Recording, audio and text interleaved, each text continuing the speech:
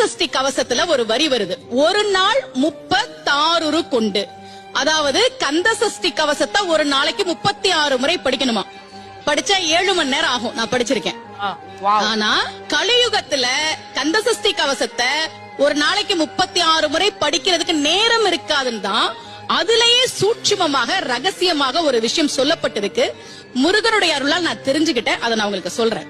ரவண பவச ரரரரரரரா ரிவன பவச ரிரிரிரிரிரி, இதுக்கெல்லாம் என்ன அர்த்தம் நான் தேடி தேடி தேடி முருகன் அருளால் தெரிஞ்சுக்கிட்டேன். சரவண பவ முருகனுக்கான மந்திரம். இத 6 முறை சொல்லணும்.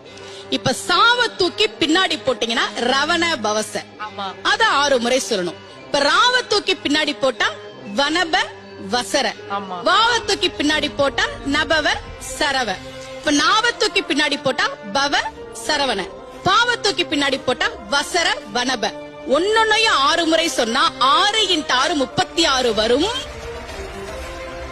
இப்படி சொன்னால் 5 நிமிஷத்துல சொல்லிடலாம். கந்த சஷ்டி கவசத்தை 36 முறை சொன்ன பலன் கிடைக்கும்.